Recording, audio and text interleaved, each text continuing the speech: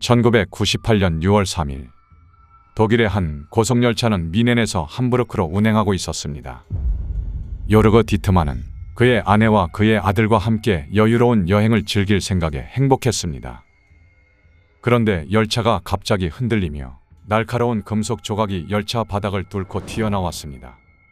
그 조각은 그의 아내와 아들이 앉은 두 좌석 사이, 팔걸이 사이로 튀어나왔습니다.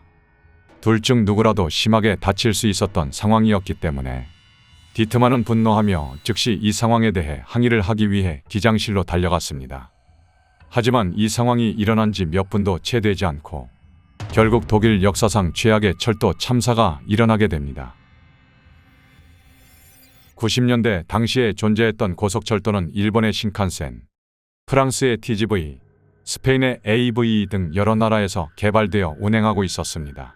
독일의 고속열차는 1991년 처음 개통되었습니다. 약 300km의 빠른 속도로 운행이 가능한 고속열차가 독일에서도 처음 개통되었기 때문에 많은 사람들이 이용했습니다. 대한민국의 KTX와 비슷한 느낌인 이 고속열차의 이름은 IC, 독일어로는 이체라고 불립니다. IC 열차는 인터시티 익스프레스의 줄임말로 국영철도 회사인 도이체반이 운영하고 있습니다. 초창기 IC 열차는 쾌적한 승차감과 빠른 속도로 승객들이 대부분 긍정적인 반응을 보였습니다. 그러나 한 가지 치명적인 문제가 있었습니다. 열차에서 진동이 많이 발생하여 식당 칸에서 문제가 종종 발생했는데 테이블 위에 나이프와 포크가 흔들리고 와인잔이 너무 흔들려 열차 바닥에 떨어져 깨진 적이 한두 번이 아니었다는 것이었습니다. IC 열차는 모노블록 휠이라고 알려진 단일 주조 휠 셋이 장착되어 있는 열차였습니다. 이 모노블록 휠의 문제점은 시간이 지남에 따라 고르지 않게 마모되기 때문에 진동이 바퀴를 타고 열차 내부까지 전달되는 상황을 만들었습니다.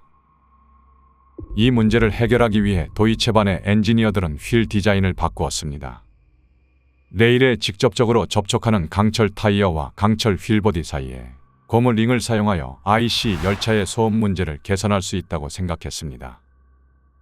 비슷한 휠 디자인으로 외국에 많이 보이는 트램이 존재했습니다. 하지만 트램은 매우 낮은 속도로 운행했기 때문에 문제는 없었습니다. 그렇게 만들어진 IC 열차의 새로운 휠 디자인은 일반 속도에서 진동이 나는 상황을 해결하는 데 성공했습니다. 하지만 고속철도에서는 테스트하지 않았고 일부 테스트마저도 중단되었습니다. 아마 도이체반은 진동 문제를 최대한 빨리 해결하고 다시 운행했어야 했기 때문이라고 판단됩니다. 사건이 발생하기 1년 전 1997년 7월 독일 하노버의 트램을 운행하는 회사였던 우스트라는 정비 중에 트램 바퀴에 균열이 생긴 것을 발견하게 됩니다. 예상했던 것보다 더 빠르게 마모된 상태였기 때문에 즉시 다른 휠로 교체했습니다. 우스트라는 IC 열차에도 이러한 방식이 적용된 바퀴가 사용된다는 사실을 알고 있었기 때문에 도이체반에 정비 보고서를 보냈습니다. 그러나 도이체반은 자기들의 열차 바퀴에서는 이러한 문제를 발견하지 못했다며 아무런 조치를 하지 않게 됩니다. 그렇게 1년이 지난 1998년 6월 3일 요르그 디트만은 IC 열차를 타고 미넨에서 함부르크로 이동하고 있었습니다. 오전 10시 30분경 목적지인 함부르크역 마지막 정류장인 하노버 역에서 출발하게 됩니다. 하지만 하노버 역에서 출발한 지 30분도 채 지나지 않아 강력한 충격이 열차 1호차에 즉시 전해졌습니다.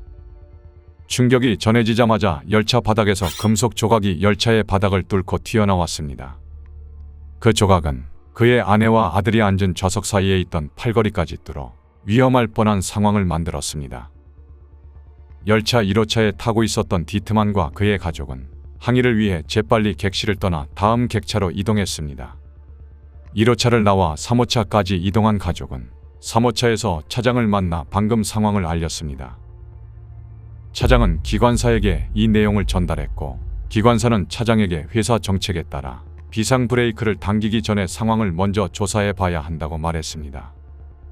차장과 디트만은 상황을 먼저 조사하기 위해 1호차로 돌아갔습니다. 1호차에 도착하는데 약 1분의 시간이 걸렸습니다. 그때 갑자기 열차가 좌우로 흔들리기 시작했습니다. 차장은 즉시 열차를 멈추려는 생각보다는 상황을 먼저 조사하고 싶어 했습니다. 디트만이 팔걸이에 튀어나온 금속 조각을 보여주려 할 때 충격적인 상황이 일어났습니다. 열차가 빠른 속도로 탈선하기 시작했습니다. 탈선은 3호차부터 시작했습니다. 1호차와 2호차는 무사히 지나갔지만 3호차는 탈선하여 선로를 지나던 다리에 부딪혔습니다. 그 충격으로 인해 다리가 붕괴되기 시작했습니다. 4호차는 다리를 건너기엔 성공했지만 선로에서 제방으로 탈선해 나무에 부딪혔습니다. 5호차의 일부는 붕괴된 다리에 의해 부서졌고 6호차는 차체 전체가 붕괴된 다리에 의해 깔리게 되었고 15cm 높이로 찌그러졌습니다. 다리로 인해 선로가 완전히 막혔기 때문에 6호차 뒤에 있는 7호차부터 12호차까지는 지그재그 패턴으로 모두 들이받았습니다. 뒤쪽 칸에는 식당차, 1등석 차가 포함되어 있었습니다. 1호차와 2호차에 탑승한 승객은 살아남았지만 열차 뒷부분에 탑승했던 대다수의 승객은 생존 가능성이 거의 없는 상황이었습니다.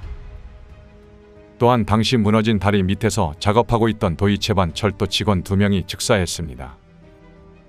근처 마을이었던 에시대 주민들이 큰 충돌음을 듣고 현장으로 달려갔고 곧바로 신고했습니다.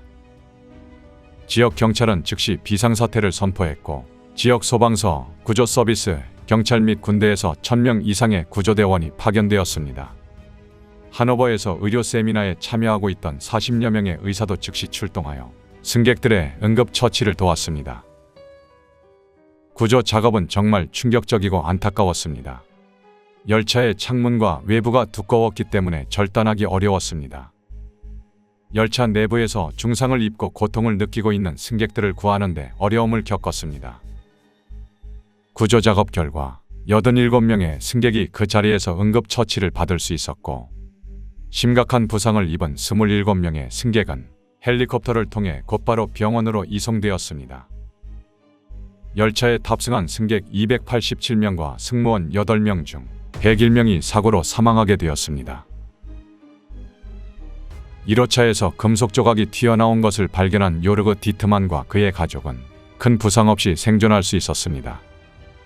함께 상황을 조사하러 온 차장도 큰 부상 없이 생존할 수 있었습니다.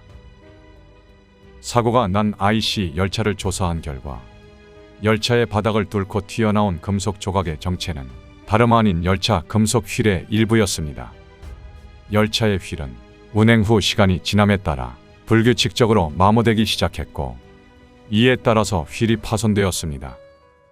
그리고 도이체반은 휠을 점검할 때 금속 피로를 감지하기 위해 필요한 특수한 장비 또는 진단 시스템을 사용하지 않고 손전등만을 사용하여 육안으로 점검한 것으로 확인되었습니다. 열차를 멈추지 않은 차장은 여러 차례 경찰 조사 이후 무죄를 받았습니다. 그는 교육받은 대로 절차를 올바르게 따랐기 때문이었습니다. 도이체반은 사고에 대한 책임을 인정했습니다. 피해자 및 사망자 유족들에게 총합 420억을 배상했고 열차의 모든 휠을 교체했습니다. 그리고 사고에 대해 직접적인 책임이 있는 도이체반 직원 3명이 형사 고발을 받았지만 피고인은 각각 1,500만 원의 벌금만을 부과하고 기각했습니다. 이 사고 이후 도이체반은 고속주행 기록과 차량의 유지보수의 강화, 사고 방지 대책을 개선했고 사고가 발생한 에시대 역 근처에 사고로 세상을 떠난 사람들을 추모하는 추모비가 세워졌습니다. 진동으로 인한 소음을 줄이기 위해 교체했던 트램 형식의 열차 휠이 독일 열차 대참사로 이어진 이번 사고. 오늘의 이야기는 여기까지입니다.